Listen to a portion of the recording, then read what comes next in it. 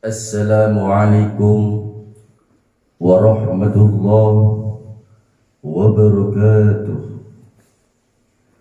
Bismillahirrahmanirrahim.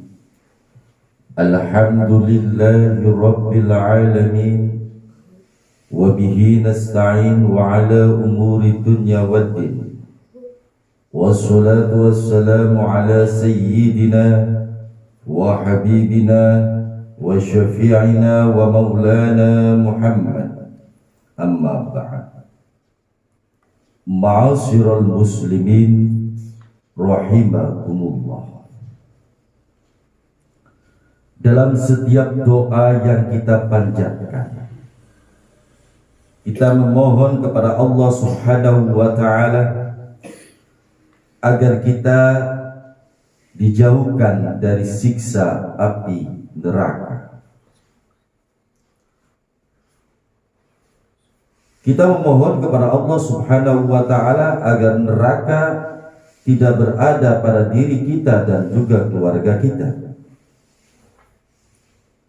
Oleh karena itu, 4 orang yang diharamkan untuk dimasukkan ke dalam neraka, sebagaimana sabda Rasulullah sallallahu alaihi wasallam, hurima 'alan nari kullu hayyin layyanin sahlin qaribin minan nas.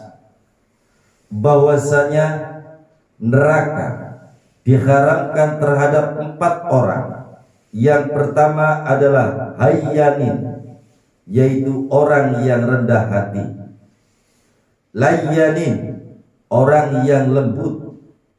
Sahlin, orang yang mempermudah urusan orang lain. Yang terakhir adalah qaribin minan nas, orang yang selalu dekat dengan manusia.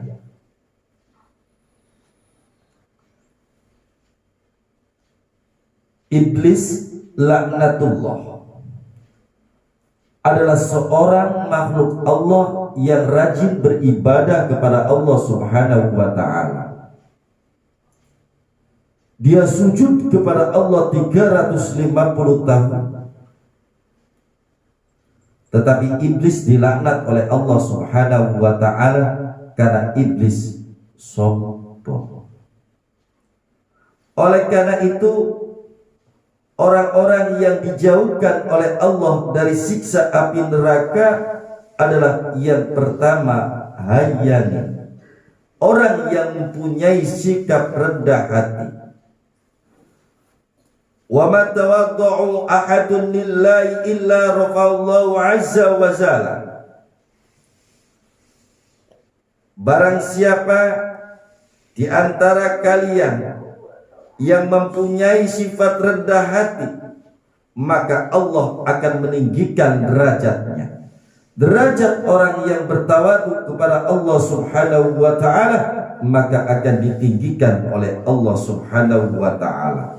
Derajat kedudukan orang yang lemah lembutlah, yang bersikap rendah hatilah, yang akan dimuliakan oleh Allah Subhanahu wa ta'ala.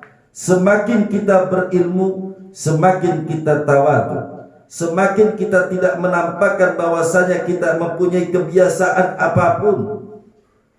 Ketika kita rajin beribadah kepada Allah Subhanahu wa ta'ala, kita punya keyakinan bahwasanya ibadah yang kita lakukan adalah karena Allah telah memberikan kekuatan kepada kita, sehingga Allah memberikan kekuatan kepada kita, sehingga Allah Subhanahu wa ta'ala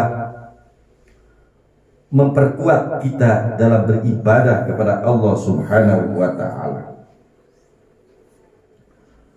Lebih lanjut, orang-orang yang diharamkan Allah dari sifat dari api neraka adalah orang-orang yang tawadhu kepada Allah Subhanahu wa ta'ala. Tidak ada kesombongan dalam dirinya. Wa qala man faraqa ruhuhu jasadahu wa huwa bari'un min salasatin dakhalal jannah. Lebih lanjut,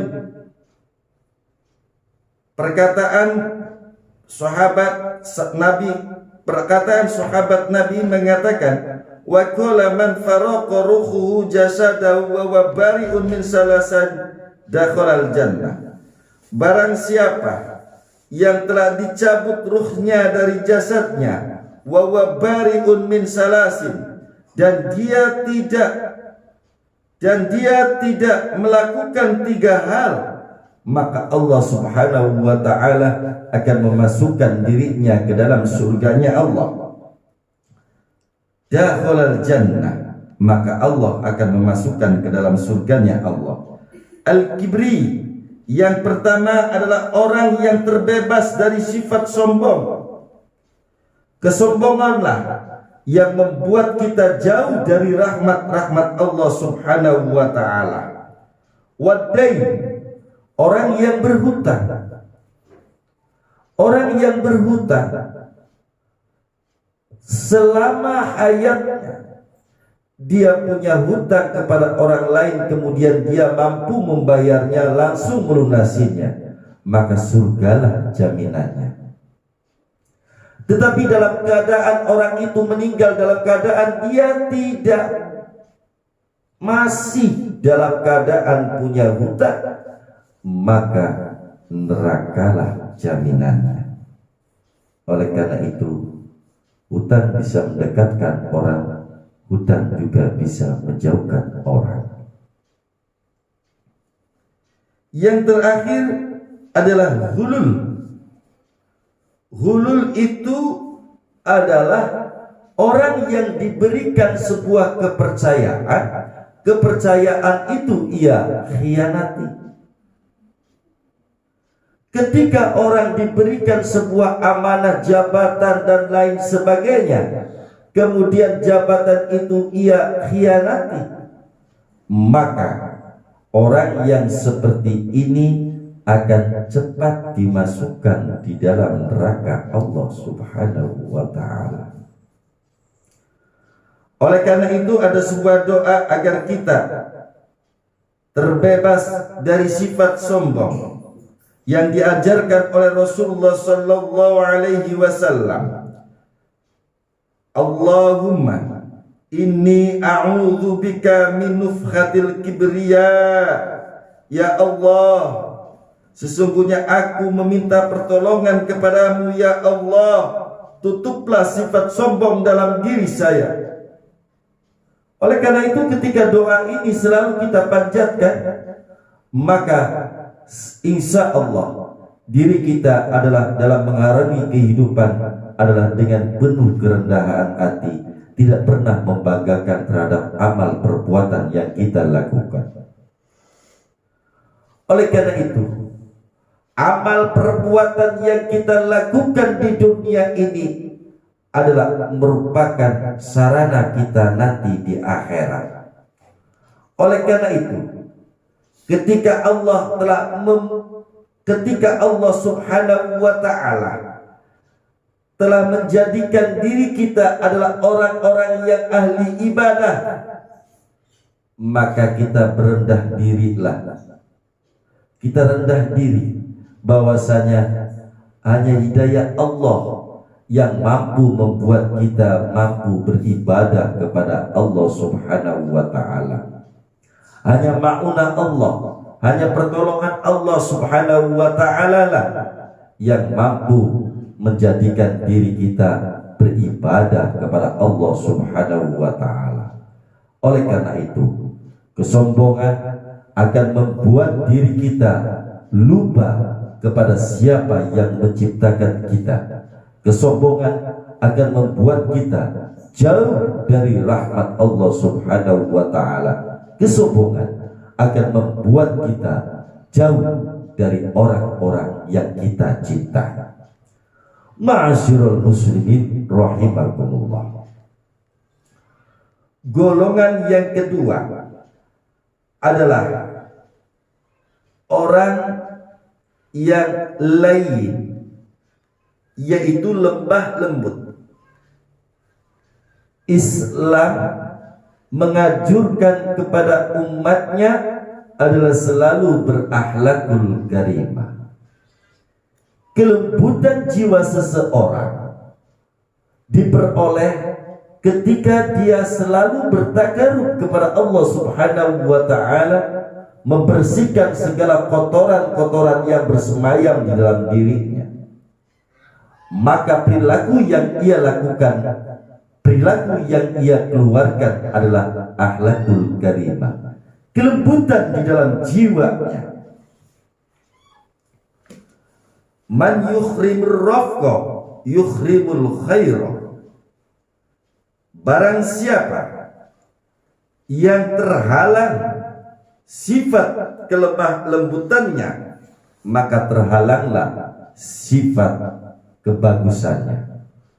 Oleh karena itu, penting bagi kita adalah bersikap lemah lembut.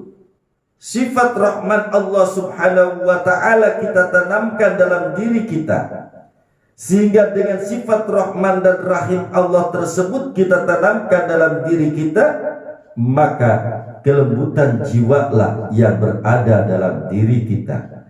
Ketika kelembutan jiwa dalam diri kita, maka kita mampu menerima apapun masukan yang berada dalam diri kita. Selama masukan tersebut adalah merupakan kebaikan, maka akan diterima oleh kita. Oleh karena itu, yang patut diperhitungkan dalam diri kita adalah orang-orang yang berjiwa lembut. Kelembutan seseorang tersebut akan menampakkan kebaikan bagi kita semuanya. Islam menganjurkan kepada pemeluknya adalah selalu berlembah lembut, tidak anarkis. Islam menganjurkan kepada pemeluknya agar selalu mempunyai sifat kasih sayang sesama makhluk Allah Subhanahu wa ta'ala.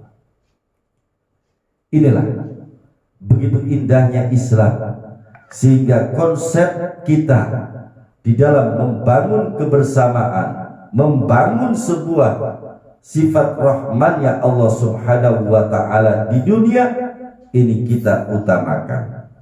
Fabima rahmatin minallahi linta lahum walau kunta faddan ghalidal qalbi lam faddu min khawli. Dengan rahmat Allah Subhanahu wa ta'ala, engkau Nabi Muhammad lemah lembutlah terhadap umat.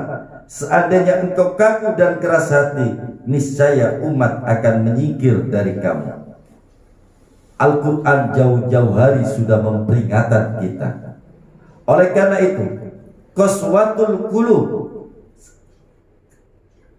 hati kita yang keras itu karena kita jauh dari rahmat Allah Subhanahu wa ta'ala.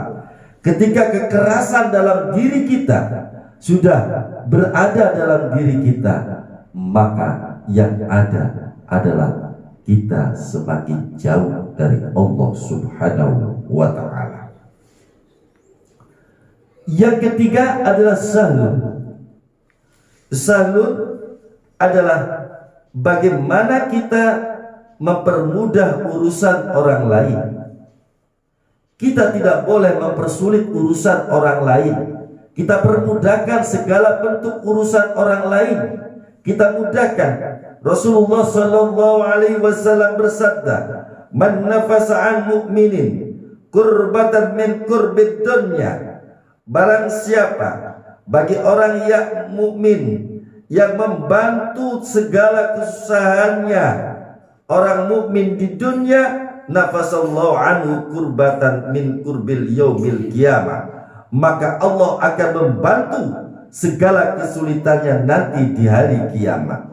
Wa man yasharu ala mu'sirin, barang siapa yang mempermudah urusan orang yang sedang dalam keadaan kesulitan, yasharallahu alaihi fid dunya wal akhirah, maka Allah akan mempermudahkan bagi kita kehidupan di dunia dan di akhirat. Wa man satara musliman satarallahu fid dunya wal akhirah, barang siapa yang mempersulit urusan orang muslim, maka Allah akan menutupnya di dunia dan di akhirat. Wallahu fil aunil abdi makanal abdu fi auni akhi.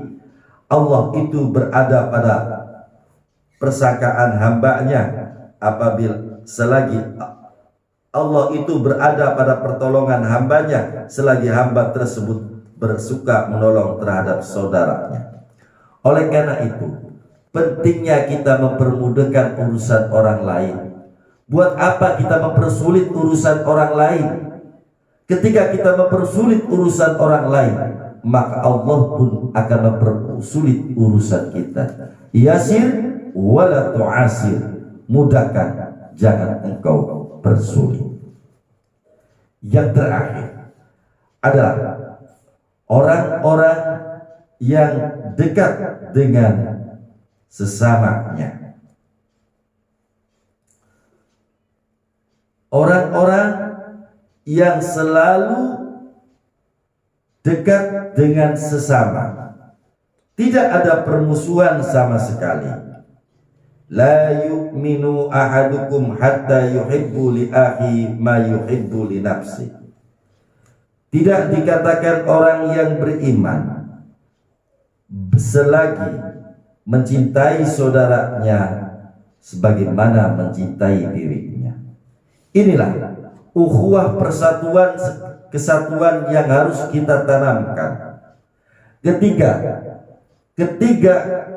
kita mampu menjaga 4 perkara tadi, yaitu kita mampu rendah hati sehingga Allah Subhanahu wa ta'ala, ketika kita mampu berendah hati, maka Allah Subhanahu wa ta'ala akan mempermudah urusan kita di dunia dan di akhirat. Semoga Allah Subhanahu wa ta'ala menjadikan kita orang-orang yang dijauhkan oleh Allah dari api neraka. Semoga sifat hayyin, sifat rendah hati, sifat lemah lembut, sifat mempermudah urusan orang lain, dan dekat dengan sesama manusia, tidak ada permusuhan sama sekali, selalu melekat dalam diri kita, sehingga kita dijadikan oleh Allah adalah orang yang dijauhkan dari siksa api neraka. Semoga bermanfaat. Wallahu musta'an ila sabilil huda wal bayan. Wassalamualaikum warahmatullahi wabarakatuh.